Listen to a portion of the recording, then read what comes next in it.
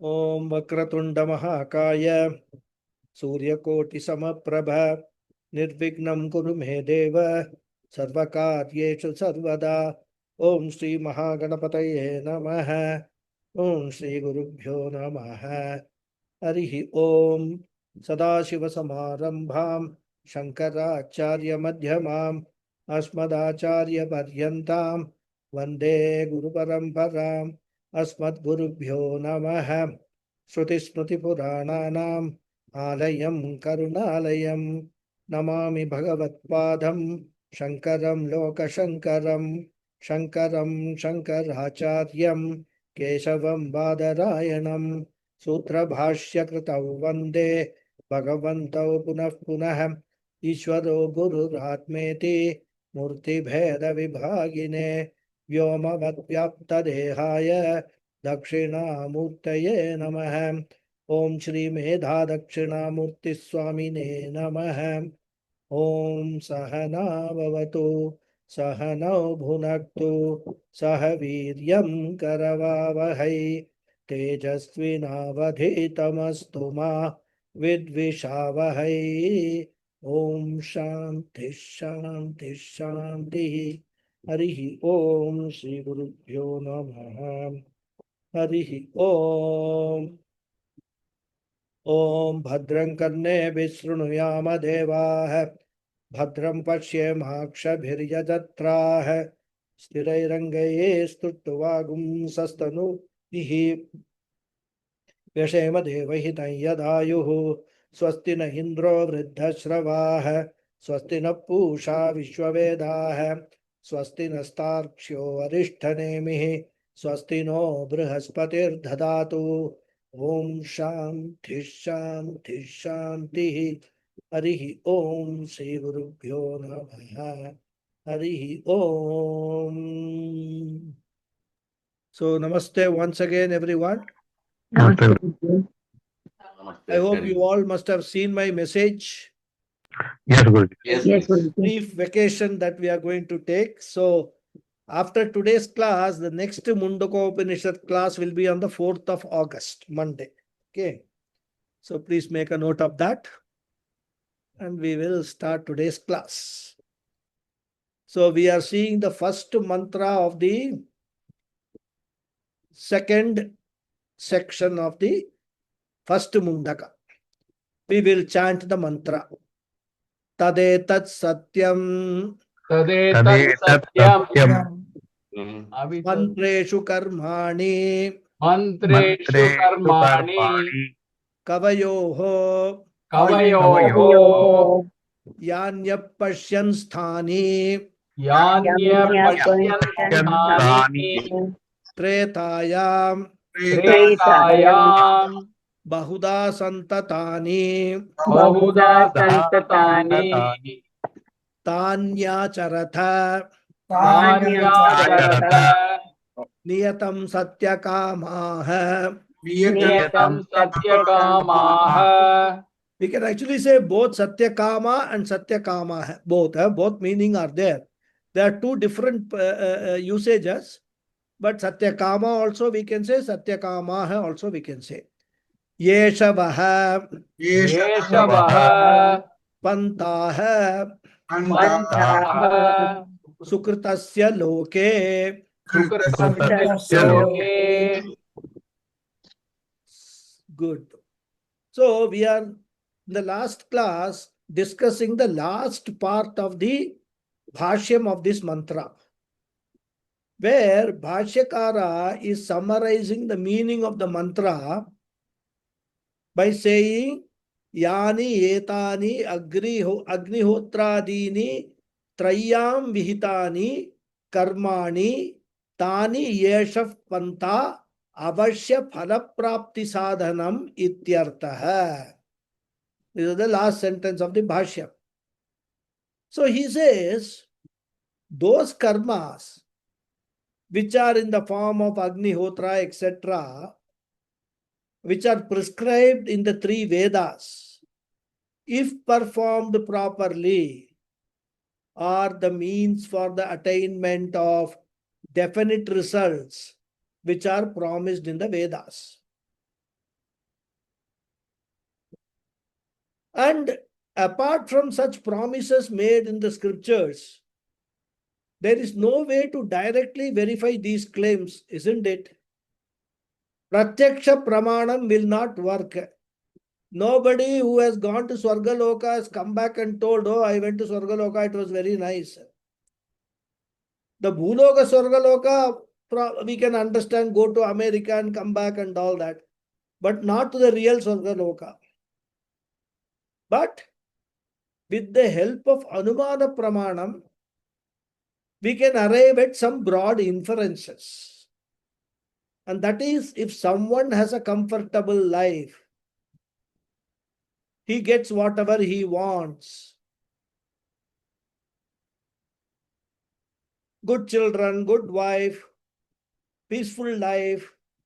We say it is all because of his punya of the past, either in this janma or the previous janmas, because of which he is having such a good life.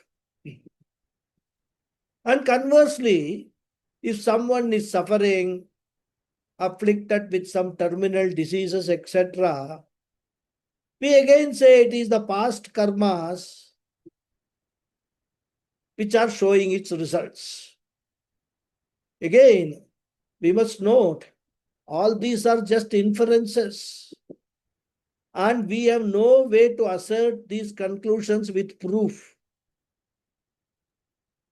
And in the last class, towards the end, I was mentioning that some experiments are being carried out by some people to scientifically prove these assertions. But the point that most people miss is that there is no need to prove that Vedas are scientific.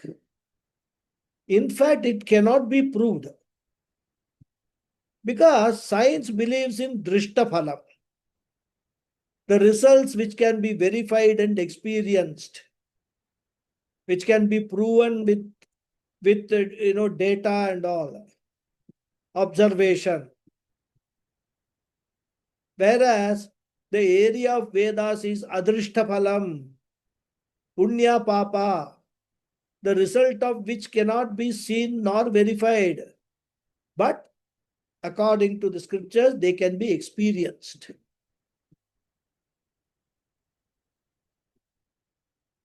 Vedas are not telling that if you do these karmas, the environment will be better, etc.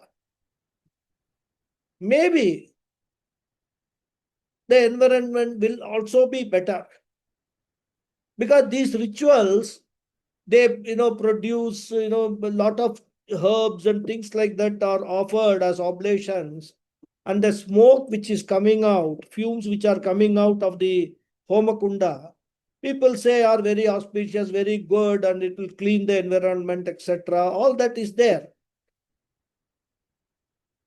But those rituals are not prescribed primarily for that. So some mantras are prescribed for the well-being of an individual. A person who does, he will get punyam. Shastra looks upon these karmas as a mean for punyam, and punyam will be fructifying in the form of various karma phala. It can be wealth, it can be children, it can be the form of good health. And this, what all Shastra says, they are not scientific, and we need not be apologetic about their being not scientific. See, we Vedantins, we abide by the truth. We are objective in all our views and in our thinking. Why should we claim something which is not there? So, this Vedic karmas or subject matter of Vedas are not scientific. Of course, there are some rituals which are prescribed for the well-being of the societies also. For example, if there are no rains, some yagas, yajnas are prescribed for to please the Varuna Bhagavan so that rains can come. But they are also through Adrishta only. You cannot correlate direct, this Homa means rain comes and all that. And the problem of the modern day is some people think that if they prove the Vedas are scientific, they will be accepted by more and more people. This is a deluded belief.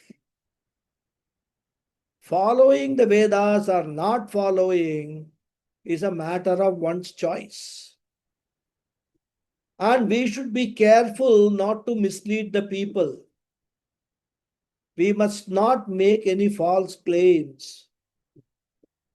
But of course, based upon what the Vedas say, what the scriptures say, we can certainly echo those words and say that if you follow the Vedas and strictly perform all the rituals ordained in the Vedas, then most of your problems of samsara will become bearable. Again, we cannot say it will be solved because we do not know. Performance of karma is only one part of the whole equation. We do not know what are all things are there in their karma bundle rather. In their sanchita karmas, what are there, we don't know.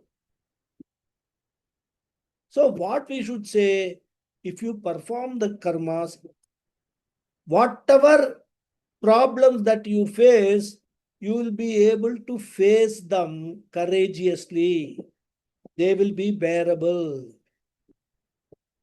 But the condition is that the prescribed procedure should be strictly adhered to.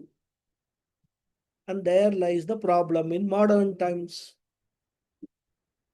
We do not follow the prescribed procedure. First of all, we do not know the prescribed procedure.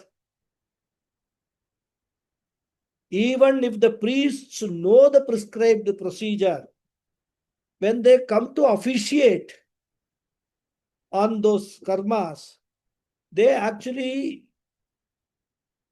observe the mood of the person, of the yajamana. Accordingly, they will actually, calibrate the procedures. If the yajamana wants the whole thing to be done quickly because he is supposed to do it, then they will do quickly also. For them, unfortunately, today's context, what the priests are interested in most of the priests, again, any generalization will be unfair. Most of the priests is only dakshina, how much money I can make so that I can get more gold ornaments for my wife. I can send my children to better schools, not Veda Parthashalas. All this is, we see this, we experience this right in front of our eyes. In fact, Brahmana is supposed to be having a very simple living. And these priests call themselves Brahmins. And because they know Vedas, they are called, they are what we call exalted Brahmins. But some of the priests I have seen fully decked in gold. 4 fingers having all, golden this thing, chain and all that. They are not Lakshanam of Brahmins. They are Lakshanam for Vaishyas, in fact. All this, raga towards wealth, towards gold, all these are Vaishya Lakshanas. Anyway, we don't follow the prescribed procedures. And then we say, I did this Homa, Vedas say do this, and then nothing happened. Blame the Vedas for not delivering the expected results. So now, in the next mantra, Agnihotra karma is described as a sample. And that is why, if you see, Bhashyakara has been referring to Agnihotra Dini again and again. Because one reason is that the next mantra is going to talk about it. And secondly, as I said earlier, Agnihotra is supposed to be the first karma after the person does the Agnyadhana karma. Agnyadhana, which is also known as Agni Parigraha, is the fire in which certain oblations such as parched grain are offered during marriage. And that Agni is also known as Avastagnihi or Vivahagnihi. And the rituals performed when this fire is kindled are known as Agnyadhana. And after these rituals, the fire must be preserved lifelong by the male householder.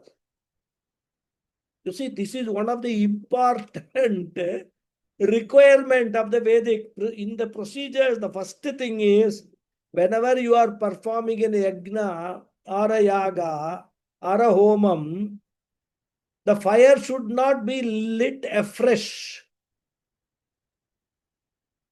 This Agnyadhana, the fire which is to be preserved, which is the Agnyadhana fire, that should be used for all rituals by the Grihastha. There itself, in today's day, the procedure is gone for a toss. What we do, what will the priest will say? He will call the lady of the house, put some camphor, give her a matchbox, and light this fire, and then put it in the homa. That is not the procedure. So right from the beginning, starting of the homa itself, the procedure goes for a toss, and then we say, I did this homa, nothing happened. That's the problem. So lifelong, that fire has to be preserved. In fact, there are more details about that fire. It is to be divided into 3 fires and all that. I'm not going into all that because they are not relevant for the purposes of our study. So, all Agnihotra karma, the first karma that Grihastha has to perform every day in the morning after Sandhya Vandanam, that fire has to be taken, that it is to be done in that Agnyadhana karma. Agnyadhana fire, the Vivahagni.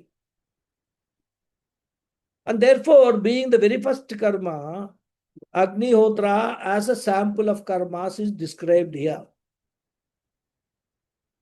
And we must always remember, whenever the Upanishads talk about any karma, the purpose is not to describe the karmas. Because all that is all subject matter of karma kanda. But here, it is just to demonstrate what karmas mean and also to show how much careful one has to be while performing the karmas. And afterwards, in the next mantra, it will be said, if it is not done perfectly by the person, he or she may not be getting the result. So this is to highlight how difficult Aparavidya is. Whereas in Paravidya, you don't have such rules and regulations. You just understand your real self and that is it. Whereas in Aparavidya, understanding itself is not enough, though it is necessary, but that is not enough. You know it, and afterwards you have to do it with so much alertness. You have to be very, very careful. And if there is a mistake, then the person may be deprived of the result. So all this, as I said, initially in the second section, Aparavidya Acharya takes up for discussion to show the limitations of Aparavidya. So that completes the 10th mantra of the Upanishad or first mantra of the second section. Now, with that brief introduction, we will enter the 11th mantra. So, having made such a general statement that may you perform the karma so that you can reap the phalam of those karmas, the second mantra, as I said, takes up a sample karma, namely Agnihotra karma, which is considered to be a basic Shrauta karma. And I was mentioning that after, during the marriage, one has to do the Agni Adhana rituals. Actually, it is supposed to be performed within 6 months of the marriage. But then, these days, what 6 months? Everything is done on the marriage day itself. Everything.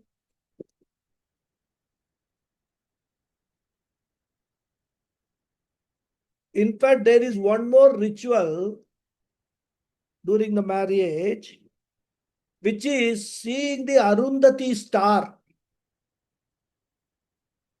And there is a significance for that, symbolism. Arundhati was the wife of sage Vasishtha and she was very devoted. In fact, Vasishtha and Arundhati, they were very, very, an ideal couple. And that star you can see at night. So after the marriage, at the night of that marriage day, there is a ritual, and then the bride and the groom will be led by the priest to see, he will show the Arundhati star. And explain what is the significance of that Arundhati star. Like Arundhati and Vasishtha were so close, you must also be good partners to each other. All that, he will explain. But these days, what is happening? The priest will leave after the marriage at 1 o'clock or whatever time it is. He has to go for some other marriage or some other ritual. Evening, there will be some reception, lot of people. Where is this question of seeing Arundhati and all at night? So what the priests do during day itself, simple, they say, oh, see there, that is Arundhati. That's all. Period over. This is how we have diluted all the karmas. Similarly, this Agni Adhana karma ritual, it should be, a muhurtam is to be fixed for that separately. For everything, an auspicious time is to be fixed.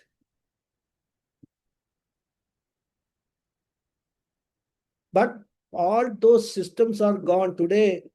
Earlier 5 days marriage has now become 5 hours marriage rather. So this Ahitagni or Vivahagni, that alone has got the specific fire called Shrautagni. And Ahitagni is the name of the qualified married person. Shrauta Agni is the name of the fire because it has been kindled by chanting lot of Vedic mantras. Shrauta means Shruti based. So that Agni actually is the witness for the chanting of all the right mantras, the Shruti based Vedic mantras. So this Ahitagni, the person, has to ceremoniously kindle the Shrautagni, which is a specific fire. And this Ahitagni has to perform the daily Agnihotra ritual in the Shrautagni. And this is the first karma of a Grihastha has to do. Some details of how he should do that is also given in the mantra. Again, remember, purpose here is not to describe the details of the karma, but just to demonstrate how careful one has to be in performing the karmas. And as I said, in the next mantra, it will be told that if karma is not done properly, then desired results will not come. So Bhashyakara gives a brief Sangati Bhashyam and in an introductory Bhashyam for this mantra we will read. Tatra Agnihotram Eva. Tatra Agnihotram Agnihotram eva. eva. What happened? Everybody went off to sleep. Tatra Agnihotram eva. Tatra Agnihotram Eva. Together. Tatra Tatra Agnihotram Agnihotram eva. Agnihotram eva. eva. Tavat Pratamam Tavat Pratamam Tavat Tavat Pradamam Pratamam Pradarshanartham Pradarshanaartham Darshanartham Uchyate Uchyate Sarvakarmanam Prathamyat Sarvakarmana Sarvakarmanam Prathamyam Prathamyat Tat Katham. Tat Tatkatham Katham. Okay, Tatra. Tatra means there. There means among many karmas.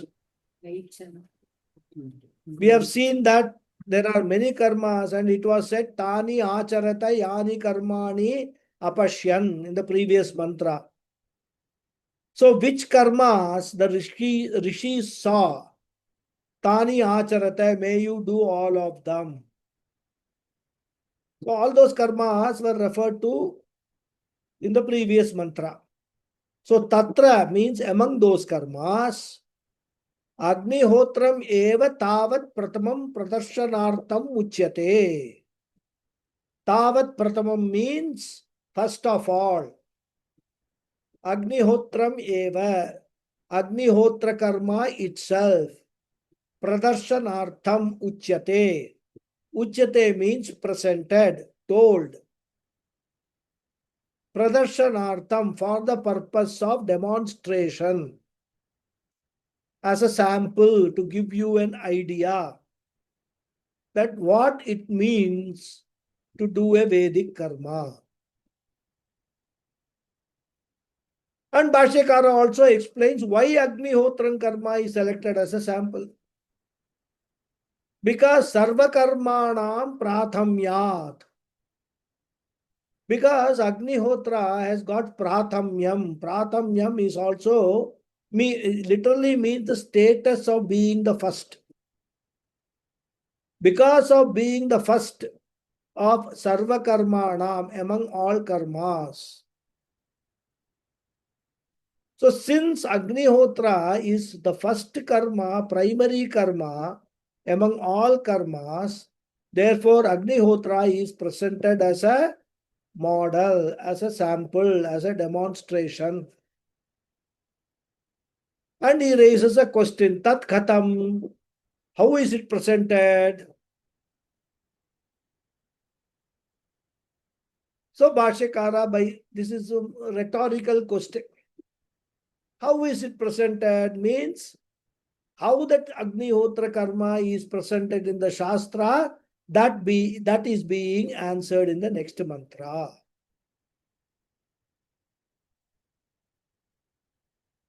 So we have already discussed about this importance of this Agnihotra. Agni means fire. Hotra means offering, oblations.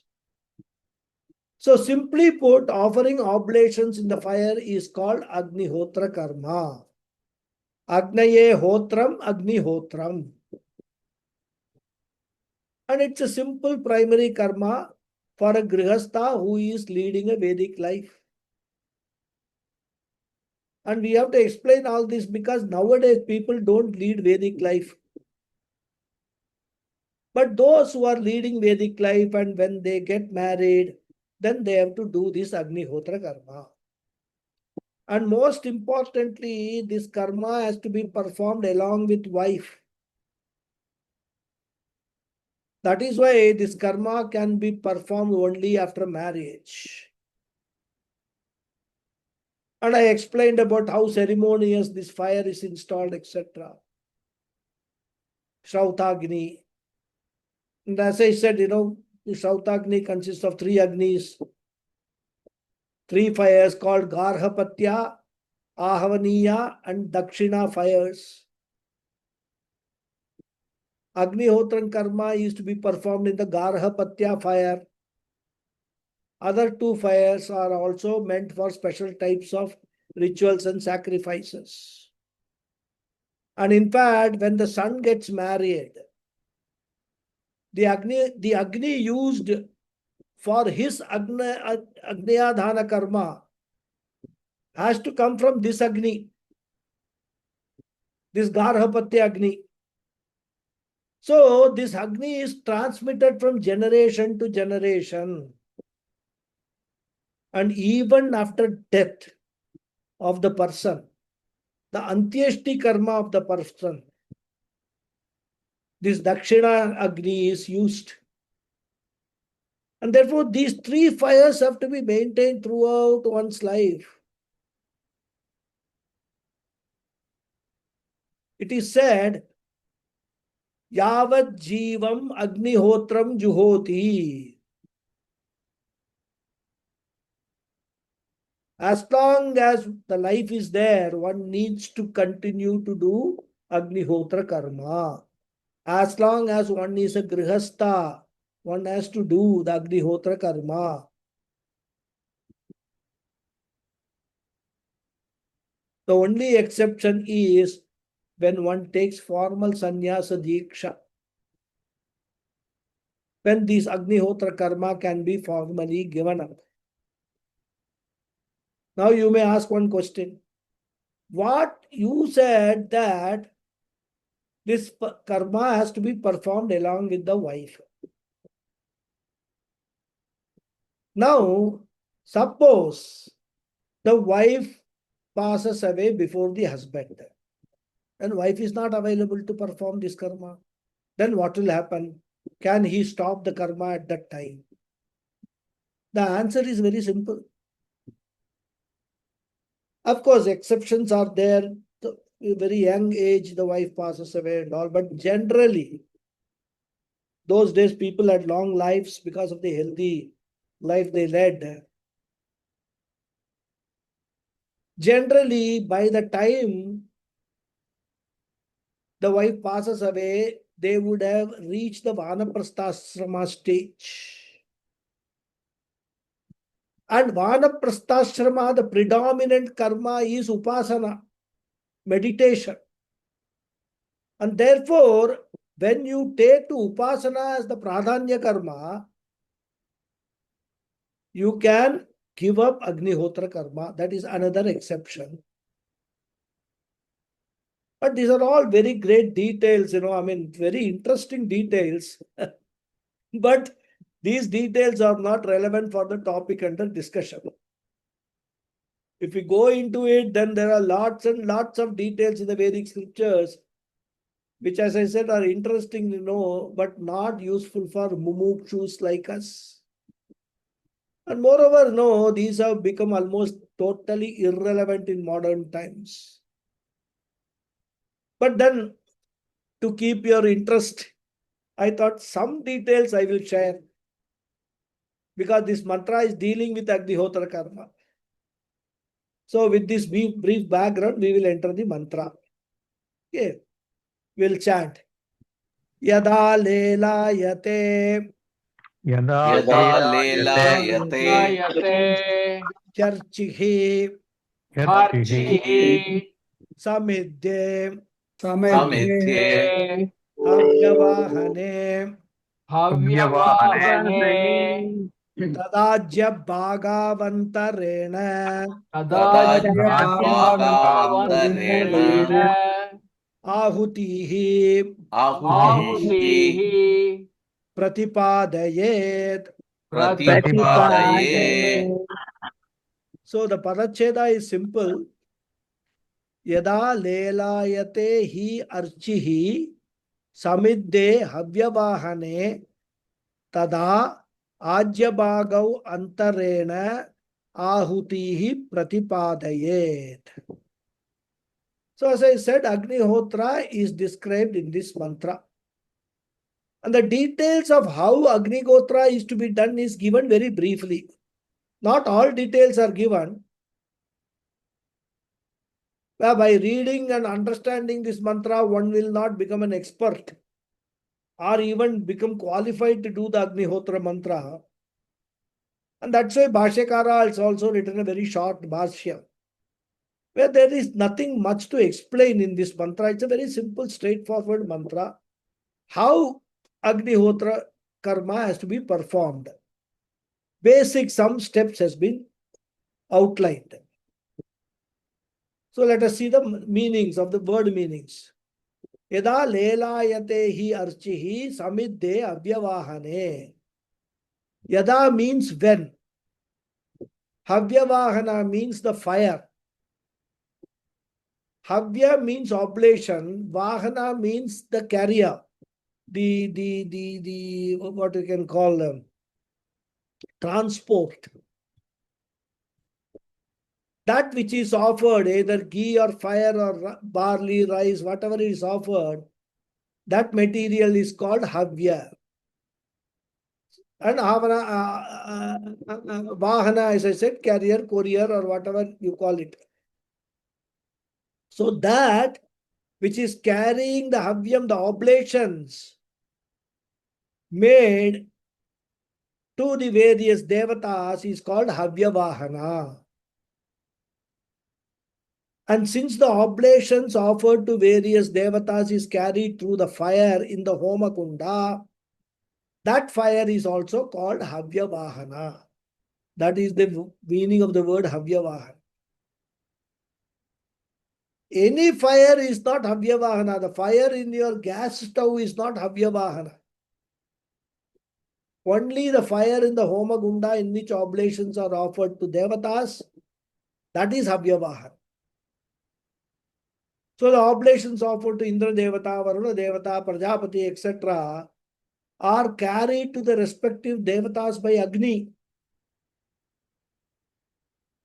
So while offering oblation to Varuna Devata, we will chant Varuna Yai Swaha and offer the oblation. Which could be ghee. Normally it is ghee or any particular material depending upon the purpose of the homa. Because different materials are prescribed for different types of homas. Similarly, we will say Prajapataye Swaha when offering oblations to Prajapati. But again, Agni is not a free courier service. There is a fees we have to pay to Agni also for doing this courier job. For that, we will offer one oblation to Agni while chanting Agnaye Swaha. Because we also don't want any free service. So by paying the fees to Agni, we are assured that the oblations will be carried to the respective devatas for whom we have offered them, so that those devatas will be pleased with our offerings. So as I said, since Agni is performing the job of courier, transport carrier, therefore Agni is called Havyavahana, the one who is carrying the oblation made to different devatas. And how should the fire or Agni be while making the ahutis or oblations? That is now described. It is said Samidhe. Samidhe means well kindled, well lighted.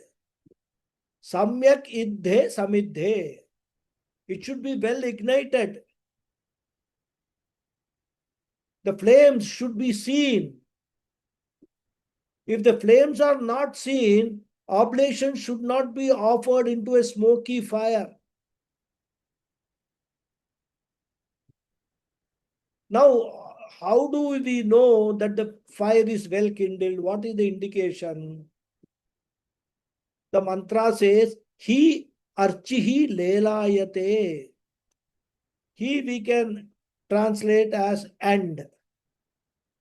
Archihi means the flame. Lelayate means moving about in the yajna kunda. In fact, lelayate we can even translate as dancing around. where the flames are supposed to be the tongue of the fire. And if we can see the tongue, that means the mouth is open, isn't it? So the flames moving about signifies that the mouth of the fire is open, and therefore we can confidently offer the ahutis, which will go right into the fire.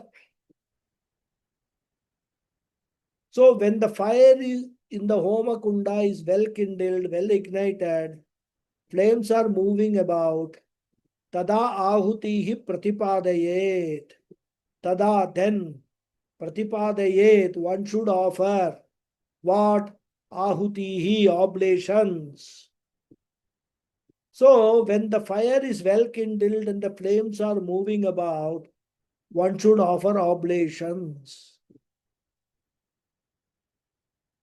And that is why, even suppose you are performing some yajna homa at home, like Shraddha Karma and all, if you are doing it properly with homa and all,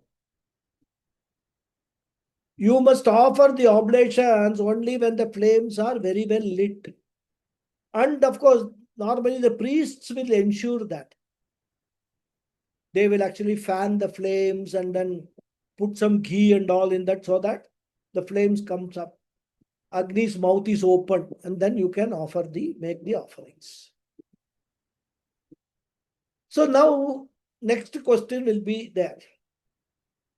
Can the oblations be offered in any place in the Homa Kunda? We said the oblations have to be offered in the mouth of the Agni, isn't it? And the tongues will be dancing around. So by that we'll know mouth is open. So Shastra says in the Agnihotra Karma, you cannot offer the oblations anywhere in the Homa Kunda as you like. So specific instructions are given as to where the oblation should be offered. See, all these are indicating how careful, aware, and strict one should be in performing the karmas. The mantra says, Ajya Bhagav Antarena. Antarena means in between. In between what? Ajya Bhagav.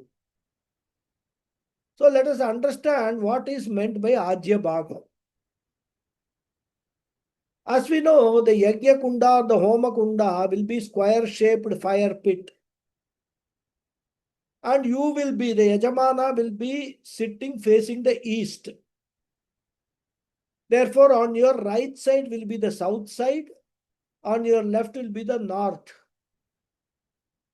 So these two sides inside the Yajna Kunda are called Ajya Bhagav.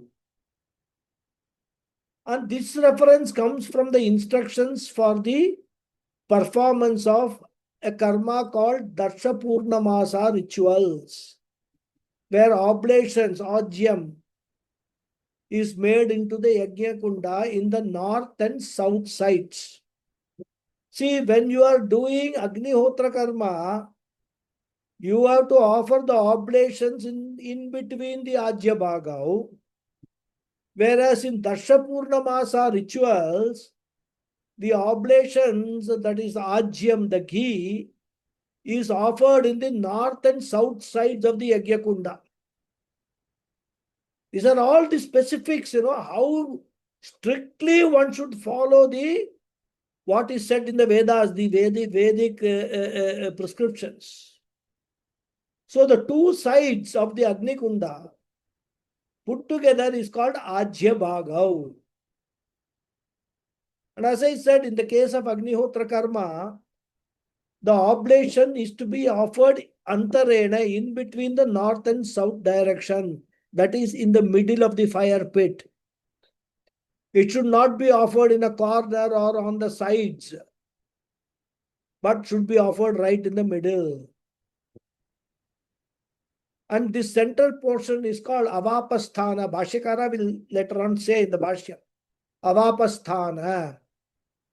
And therefore, the simple meaning of this mantra is when the fire is well kindled, when the flame is moving about in the yajna kunda, that time in between the two sides of the yajna kunda called Ajya Bhagav, that is in the center part of the yajna kunda, the ahuti oblation is to be offered.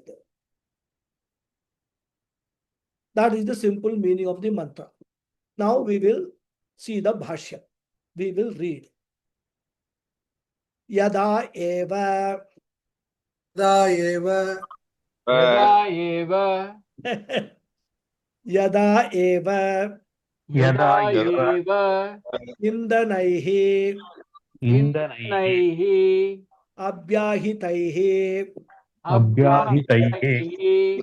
Samyak idhe. Samyak idhe. Samidhe. Samidhe. Havyavahane. Havyavahane. Lelayate chalati. Lelayate chalati. Archihi. Archihi. Tada tasmin kale. Tada tasmin kale. Lelayamane. Lelayamane. Chalati archishi. Chalati archisi. Ajyabhagav. Ajyabhagav. Ajyabhagayoho. Ajyabhagayoho. Antarena madhye. Antarena madhye. Avapasthane. Avapasthane. Ahutihi pratipadayet. Ahutihi pratipadayet. Prakshiped. Prakshiped. Devatam uddishya. Devatam uddishya. Anekaha prayoga. Anekaha prayogaha. Apekshaya. Apekshaya. Ahutihi. Ahutihi. Iti bahuvachanam. Iti bahuvachanam. Good. So Bhashyakara rearranges the words in the mantra for ease of explanation. Yada samidde havyavahane is said. As we have seen, yada means when. Bhashyakara adds eva. Yada eva, that time alone. Because some people think that even though Shruti says that time, other time is also okay. Like certain things, it is said walking is good for health. But when do you walk? Evening you can walk, one of the options. Morning also we can walk, another option. So when you say walking is useful, one may interpret it in one's own way. Whether walking on a treadmill or walking on the in a park, or it's not specific. So what happens? One can interpret in one's own way. Every type of walking has got its own benefits and also some drawbacks.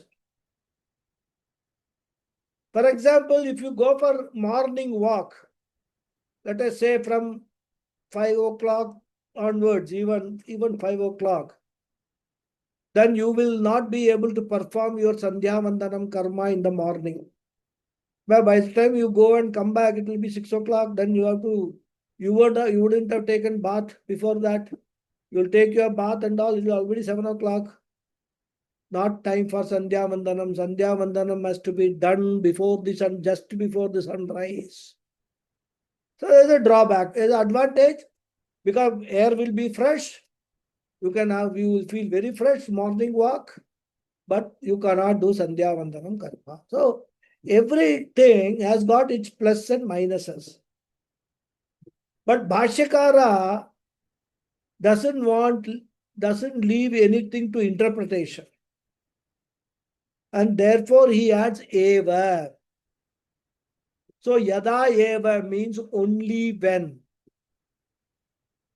Only when samidde havyavahane. Only when the havyavahana, the fire, is samidde.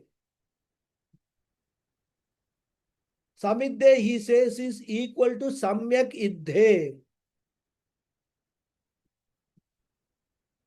In fact, the mantra havyavahane samidde is there.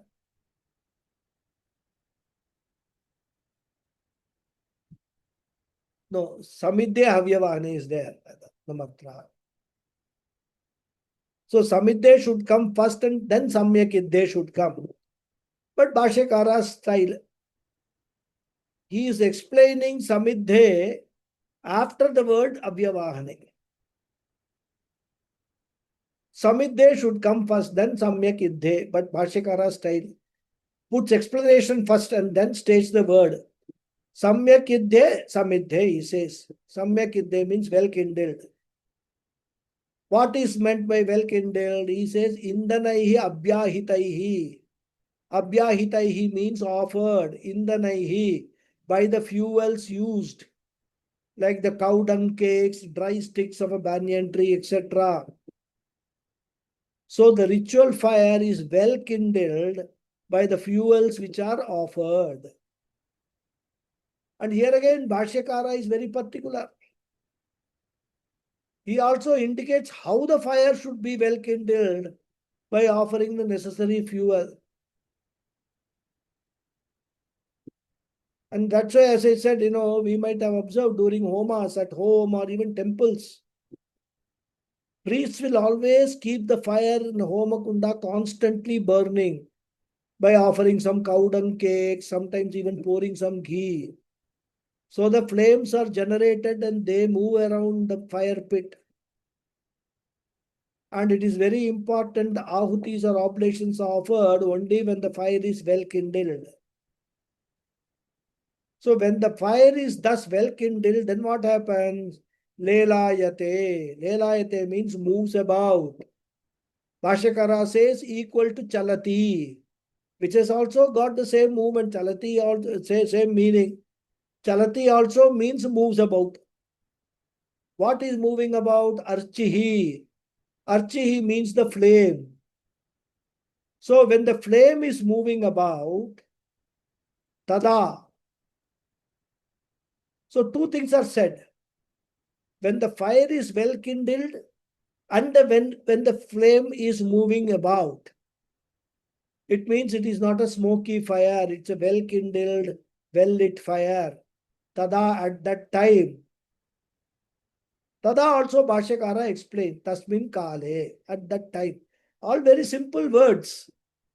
Actually, they don't need any explanation. But sometimes Bhashyakara is too compassionate, He just say, okay, let me explain all these, each word, because that is the meaning of Bhashya. One has to explain each word. So, tada tasmin kale lelayate chalati archihi. Archishi.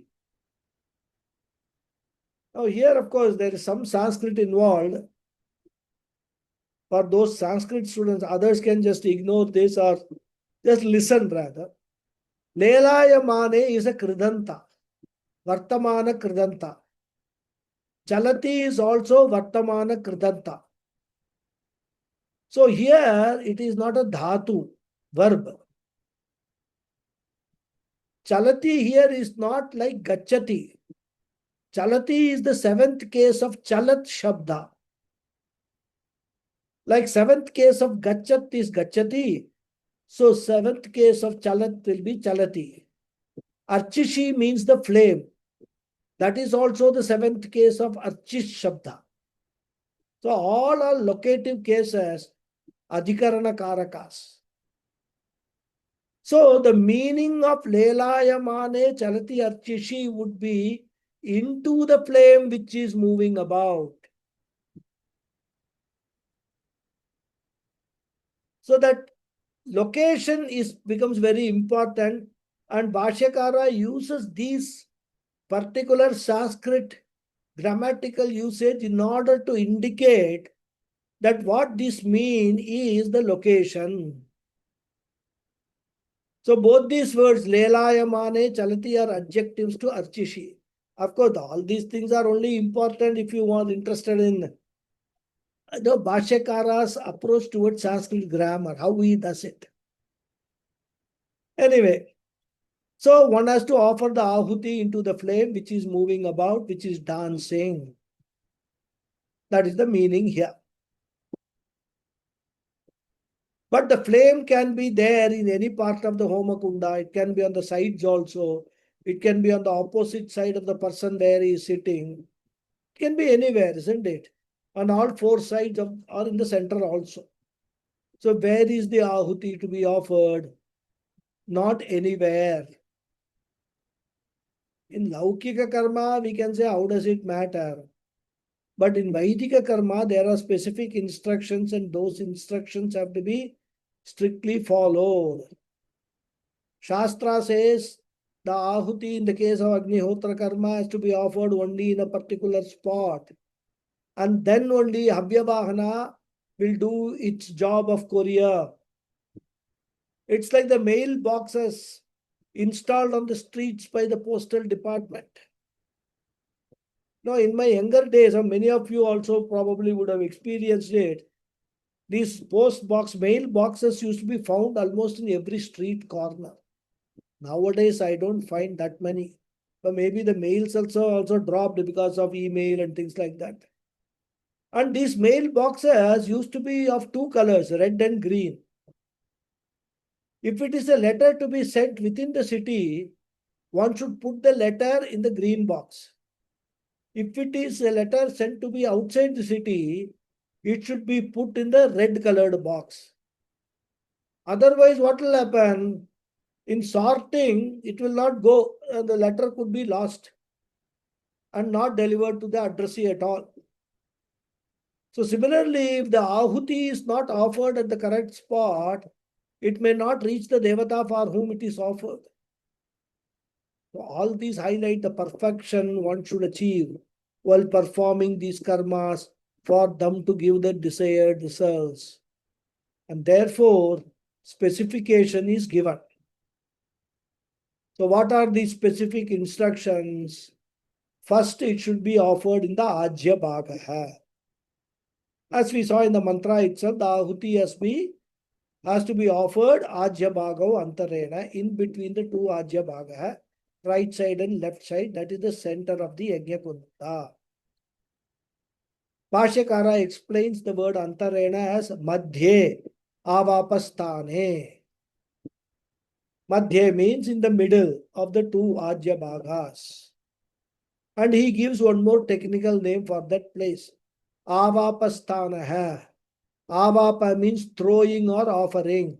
Sthanaha means place.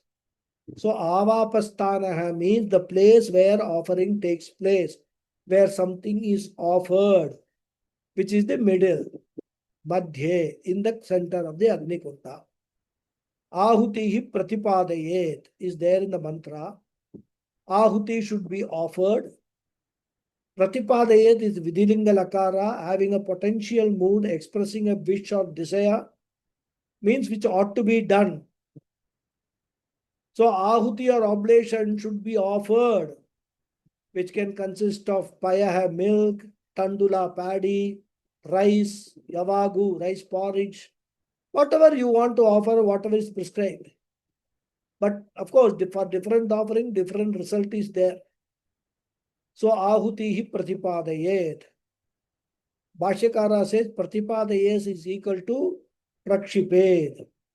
Prakshiped literally means to throw. Here we don't say throw the ahuti, we say offer the ahuti. So we can take that interpretation because Bhashyakara says prakshiped devatam uddishya. Devatam uddishya means addressing the devatas. Uddishya means addressing. So we have to use appropriate words when it comes to devatas. And that is why we translate offer and not throw. And it is not that this ahuti is offered silently, it has to be accompanied by a mantra, because you have to address a particular devata for whom you are offering the ahuti, like Suryaya Swaha, Suryaya Idannamama. I offer this ahuti to Surya Devata. Idannamama means this ahuti which till now belonged to me no longer belongs to me, since I have already offered, given up the ownership. Similarly, Agnaye Swaha, Agnaye Idannamama. So Devatam Uddishya, addressing to the Devatas, one should offer the ahutis.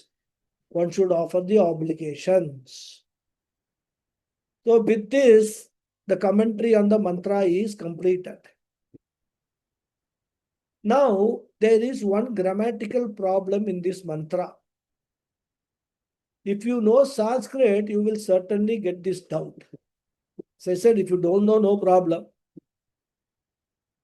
But you must remember, whenever this is being, the Bhashyam is being written or told, there is this Purva Pakshi waiting to find out all the mistakes, in the Bhashyam.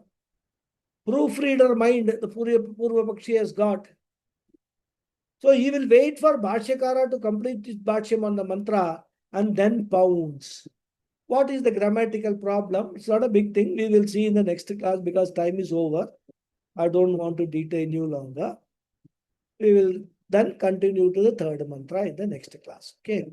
4th August.